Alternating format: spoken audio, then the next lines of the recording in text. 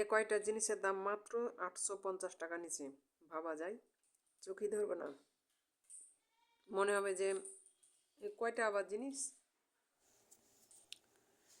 এই তো আমি যখন সৈয়দপুরে ছিলাম 2015 সালে, তখন আমি এই যে পাপোশটা করেছি। আরও দুটো ছিল পাপোশ, নষ্ট হয়ে গেছে। তো এটা আপাতত আছে, এই যে দড়ি দিয়ে। আর এই যে গোলাপ ফুলটা ওই সানসেটের কোণাতে একবারে পড়ে আছে, তা আছেই। 1 বছর আগে একে পরিষ্কার করেছি, মেলায় ধুলা হয়ে আছে, দিয়ে এখন পরিষ্কার করি। 1 বছরের ধুলাবালি কি আর একবারে পরিষ্কার করাতে যায়? আর এগুলো যে খাজ খাজ হয়ে আছে, পরিষ্কারই ভালো হয় না। যখন ক্যান্টনমেন্টের ভিতরে কোয়ার্টারে ছিল তখন এগুলো বানালছিল। তো সৈয়দপুর থেকে বগুড়াতে আসতে আর বগুড়া থেকে বাড়িতে আসতে এই যে গাড়িতে এগুলো ভাঙে গেছে, যেগুলো সব ঢিল হয়ে গেছে, নড়ছে। যে এটা উঠে গেছে, আর এই যে এখানটাও ছিটে গেছে, এমনি লাগিয়ে দিয়েছি। আর এটা প্রথমে বানালছিল কাগজ দিয়ে।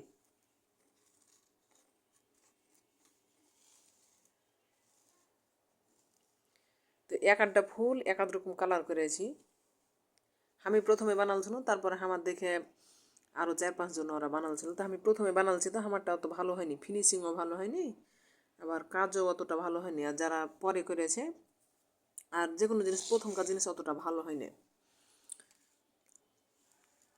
তো এটা আছে, রেখে দিয়েছি যে ভবিষ্যতে আমার ছেলের বহুরা যখন আসবে তখন ওরা দেখবে যে আমার শাশুড়ি কীভাবে ফুল বানাচ্ছে কাগজের, দেখবে। এই জন্য স্মৃতি হিসাবে রেখে দিয়েছি। হচ্ছে আরও অনেকগুলো কাজ করেছি। এই যে এটা তো ছোট মোড়া, আরও দুটো মোড়া ছিল, ভেঙে গেছে। এগুলো আসলে কত বছর, 12-13 বছর আগের, 12 বছর আগের এগুলো। মোড়াটা তাও বাক্সতে উঠে রেখেছিল, এই যে মোড়ার ভিতর কাগজ দিয়ে করা। এগুলো একটু পানিতে পড়লে ফের নষ্ট হয়ে যায়, যে পানি পড়ে পড়ে এগুলো নষ্ট হয়ে গেছে। এটা এখন যদি পানিতে ধুই তো একবারে গলে যাবে, নষ্ট হয়ে যাবে। এই যে ব্রাশ দিয়ে দিয়ে কচলাচ্ছে, আরও ধুলা ছিল, এই যে ধুলা পড়ে আছে। আর এটা তো এই যে সুকেশের উপর থাকে, দেখতে পাওয়া যায় ভিডিও করলে। যেগুলো আমি নিজে করেছি, রং করেছি বাইরে থাকতে। আরও ভাবিরে আরও অনেক রকমের জিনিস করতো। আরও আমার ছিল, আরও দুটো ফুলদানি ছিল, ইঁদুরে খেয়ে লেগেছে আর ভাঙিয়ে গেছিল। কাগজের জিনিস তো ভেঙে গেছিলো। আরও দুটো ছিল, দিয়ে পরে ধুলা টুলা পড়ে। এগুলো আসলে জিনিসের যত্ন করাটাই ঝামেলা। সবচাইতে বড় কথা হচ্ছে ধুলা পড়ে, এগুলো জিনিস যত থাকবে তত মুছামুছি বেশি ঝামেলা। এই জন্য ওগুলো আমি ভাঙে ফেলে দিয়েছি, নাহলে ওগুলোও সুন্দর ছিল। একটাই যে এত বড় মাঞ্জা, আমার মাঞ্জা থেকে হবে, ভেঙে ফেলে দিয়েছি। এখন তিনটা আছে, এটি খালি রাখছি স্মৃতি হিসাবে। এটা তাও যে ইঁদুরে যে পিছনটা খাইয়ে ফেলেছে, কিভাবে যে খেয়েছে, পরে কাগজ দিয়েছি।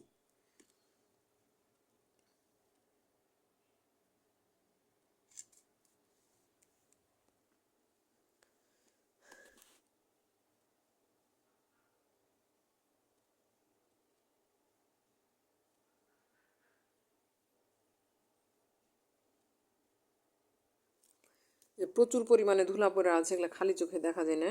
এই যে কি ধুলা পড়ে আছে, এগুলো মুছা বুঝেন 10-12 দিন হয়ে গেল।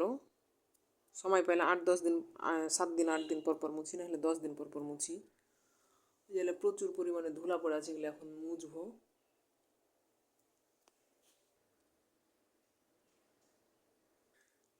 এই যে মাস্তানের রাতে কি যে ভরে থিয়েছে, কিসের ব্যাটারি ভরে থিয়েছে, পেন্সিল ব্যাটারি। ছোট ব্যাটাটা খুব বদ, মানে সবসময় এই সুগেসের জিনিস বাহির করে করে নিয়ে খেলে। আর এটা তো যে দাঁত দিয়ে আমার ভাতিজা করেছে, পাতাগুলা ছিঁড়ে ফেলতেছে। এটা হচ্ছে কমলা, আর এটা হচ্ছে আপেল। তা আপেলটাকে কী করে ট্যাপসা করে বসিয়ে দিয়েছে, যে ভিতরে পেন্সিল ব্যাটারি ভরে থেছে। এটাকে ঠিক করতে হবে। আর এটা আমি এই যে বগুড়াতে থাকতে এই ব্যাগটা বানানো ছিল, 5 ব্যাগ। তো তো ব্যাগটা লিয়ে বাড়ায় না, এই যে মুক্তা পুঁথি দিয়ে তৈরি করা আছে তো, এই যে মুক্তা পুঁথি, আবার এই যে রং উঠে যায়, নতুনে দেখতে খুব ভালো লাগে, কিন্তু রং উঠে গেলে একদম বাজে লাগে, বাজে দেখাই। ওই যে রং উঠে গেছে, এই জন্য আমি এটা লিয়ে বাড়াই না, শুকেছে সাজিয়ে রেখে দিয়েছি। মাঝে মধ্যে মন হয় তখন লিয়ে বাড়াই।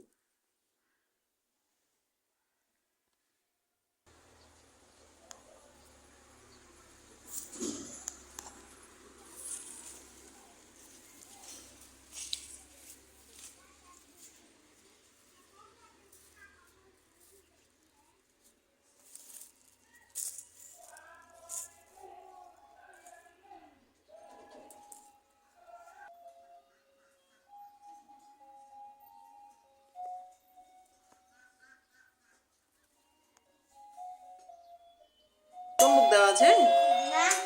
হ্যাঁ,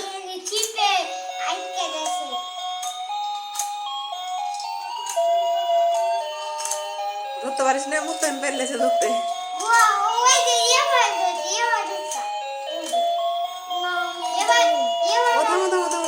দেখো এগুলা হাঁ করছে যে একবার করে, এগুলা হাঁ করছে দেখো।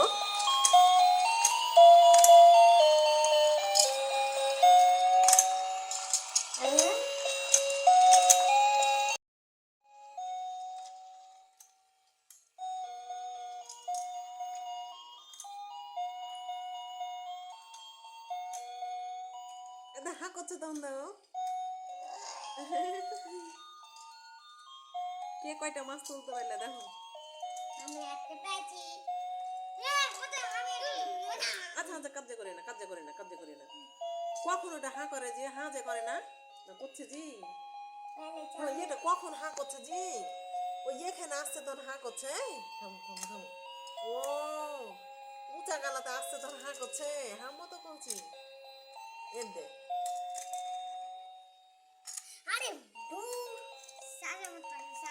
এ উঁচা গালার মধ্যে আসছে তখন হাঁ করছে।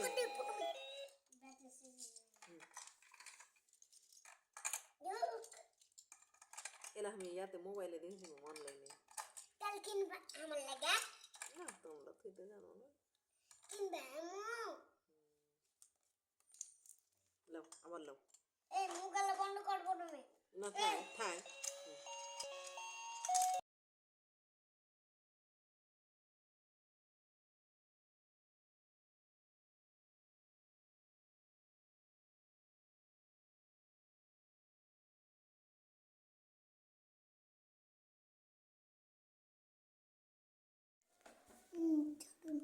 এই যে মসুর ডাল আর হচ্ছে মাছ দিয়ে ভর্তা, মাছ দিয়ে টমেটো দিয়ে ভর্তা। তো এখানে হচ্ছে শুকনো মরিচ ভেজে নিয়েছি। তারপরে এখানে হচ্ছে 2 পিস মাছ, মাছের চাকা, এখানে কাঁটা ছড়ানো মাছ। আর এখানে হচ্ছে ভাজা পেঁয়াজ, রসুন আর কাঁচামরিচ। আর এখানে হচ্ছে টমেটো ভেজে নিয়েছি। আর এখানে হচ্ছে কাঁচা পেঁয়াজ। কাঁচা পেঁয়াজটাকে আমি লবণ দিয়ে একটু হাতে কচলে নিব। আর এখানে যে ধনে পাতা।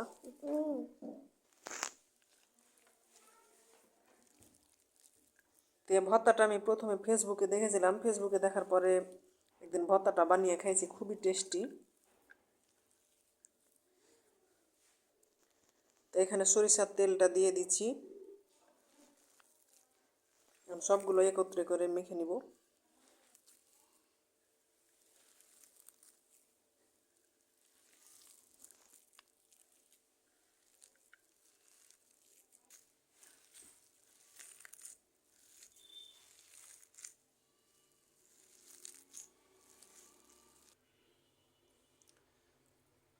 তো এরকম ভর্তা থাকলে মাছ মাংস আর কিছু লাগে না, মাছ মাংস ফেল।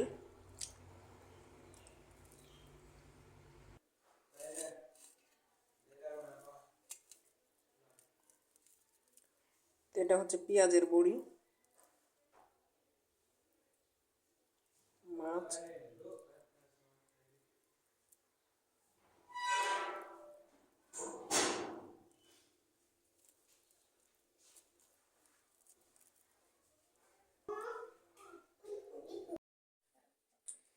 এতে এখানে আমি 2-3 দিনের ভিডিও একসাথে জোড়াতালি দিয়ে একটা ভিডিও বানাচ্ছি। তো এখানে আমি আজকে কিন্তু মুত্তাকিন বিছানায় পেশাব করে দিয়েছিল, এজন্য আমি সব কিছু ধুয়ে দিয়েছি। চাদর, বালিশের কভার, কাঁথা, তারপর কম্বল সব কিছু, আর পোশাক আশাক থেকে অনেক কিছু কাপড় ধুয়েছি, অনেকগুলো কাপড় ধুয়েছি। তখন এই যে আন্নাতে এগুলো গুছিয়ে রেখে দেব। আন্নাটাও এলোমেলো হয়ে গেছে।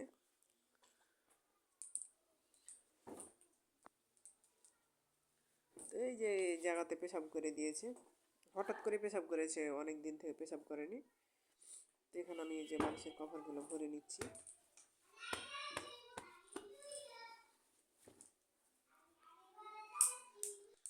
সাদা চাদর বা সাদা যে কোনো সাদা কাপড় দেখতে ভালো লাগে, কিন্তু আমাদের বাড়িতে ছোট বাচ্চারা আছে, তো এই জন্য সাদা জিনিস ভালো থাকে না, ময়লা হয়ে যায় তাড়াতাড়ি।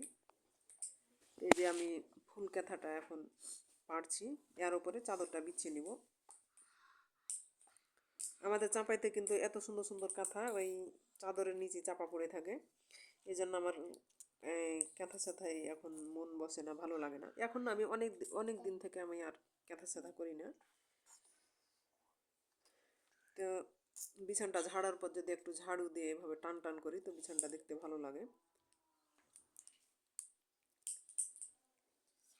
তারপর মনে হয় যে মানে একদম যখন পরিপাটি করে বিছানটা গোছাই, তারপরে তখন মনে হয় যে বিছানে না উঠলেই ভালো থাকবে, বিছানে উঠলে আবার এলোমেলো হয়ে যাবে, তারপর কুকচি হয়ে যাবে। কিন্তু কিচ্ছু করার নেই, আমাদেরকে তো মানে বসবাস করতে হবে। মানে গোছাবো আবার এলোমেলো হবে, গোছাবো আবার এলোমেলো হবে। তো এই যে আমার পুরোটাই গোছানো হয়ে গেছে। তো আন্নাটাও গুছিয়ে নিয়েছি। আর এই যে আমাদের চাঁপাইতে আবার এই যে বালিশের ওপরে এভাবে কাঁথা পাড়ে, তা আমি কাঁথা পাড়ে দেখছিলাম। আমি কাঁথা কিছুদিন থেকে পাড়ছি, এই যে বালিশের কভারগুলা সাদা, এজন্য একটু ময়লা হয় বেশি, এজন্য আমি কাঁথা রাতের বেলা পাড়ি, দিনের বেলা পাড়ি না। সকাল হলে আবার উঠে রেখে দিই। তা আমার এ পাশটা মোটামুটি গুছানো হয়েছে, এখন বাম পাশটা একেবারে এলোমেলো হয়েছে। এই যে পাশটা, এই যে আলহামদুলিল্লাহ অগ্রহায়ণ মাসে আমাদের ঘরে ধান উঠেছে। এখানে টোটাল 11 মণ ধান আছে। এই যে আমি এখানে বস্তাতে ভরে নিয়েছি ধানগুলা।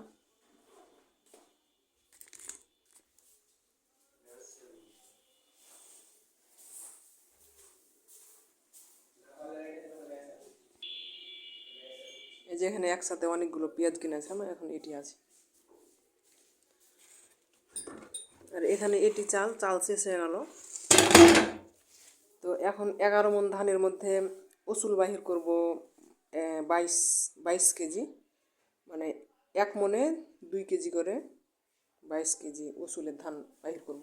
ওসুল বলতে গরিব গরিব দুঃখীকে দান করব যে ধানটা। আর 4 মণ ধান আমি সিদ্ধ করতে দিব মানুষকে, আর 1 মণ আলু করব, মানে যে সকালবেলা রুটি খাওয়ার জন্য। তো এই ধানই আমার 6 মাস চলে যাবে। এরপরে আবার মে জুন মাসের দিকে ওই যে একটা ধান আছে, ওই ধানটা উঠবে।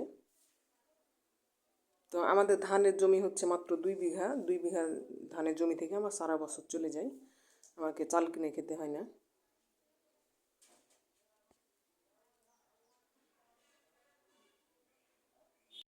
তো এই যে ধানগুলো সব ছাঁটাছুটি করে তারপরে এই যে এখন পরের এই ভিডিওটি করছি।